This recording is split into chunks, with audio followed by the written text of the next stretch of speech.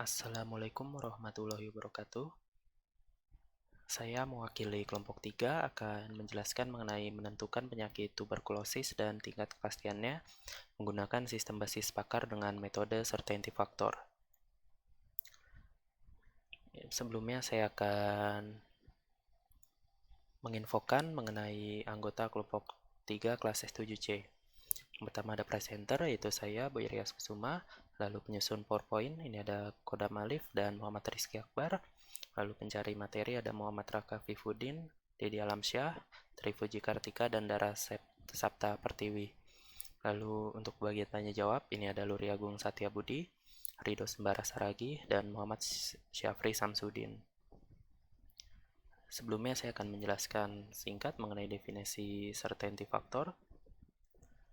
Certainty factor adalah suatu metode untuk membuktikan apakah suatu fakta itu pasti atau tidak pasti yang berbentuk metrik yang biasanya digunakan dalam sistem pakar.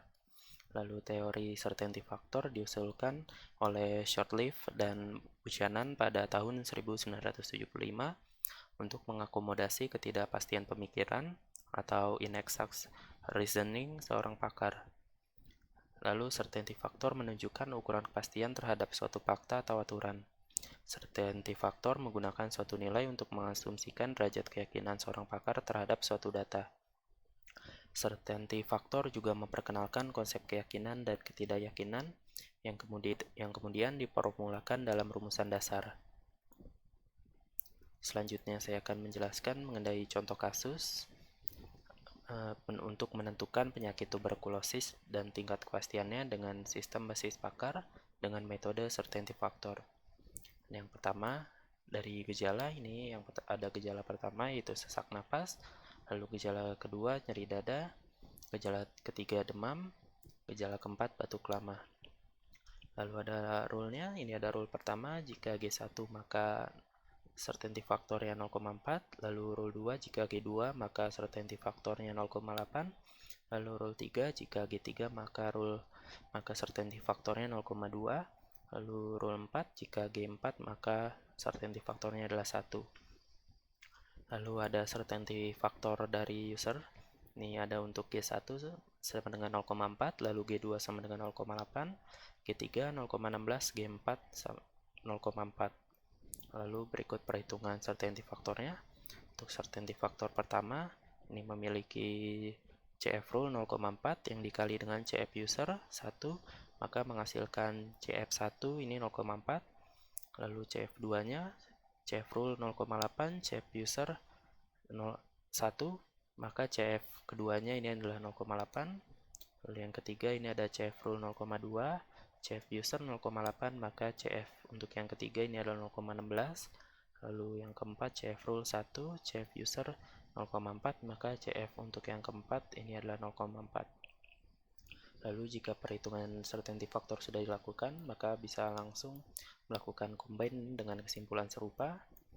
Yang pertama adalah combine untuk gejala sesak napas dan nyeri dada. Ini certainty factor combine untuk CF1 dan CF2 sama dengan CF1 ditambah CF2 dikali 1 kurang CF1. Ini ada 0,4 ditambah 0,8 yang dikali dengan 1 dikurang 0,4. Ini hasilnya menjadi 0,4 tambah 0,36. Maka untuk combine yang pertama ini ada 0,76. Lalu lanjut untuk certainty factor combine yang kedua, ini ada hasil dari combine sebelumnya ditambah dengan CF3 yang dikali dengan 1 dikurang combine yang pertama. Ini ada 0,76 ditambah 0,16 dikali 1 dikurang 0,76. Maka 0,76 ditambah 0,0384 hasilnya 0,7984 untuk CF combine yang kedua. Lalu untuk CF combine yang ketiga untuk batuk lama, ini CF combine kedua dikali ditambah CF combine ketiga, CF combine keempat, CF combine yang kedua ini dikali CF ditambah CF4 dikali 1 kurang CF combine yang kedua.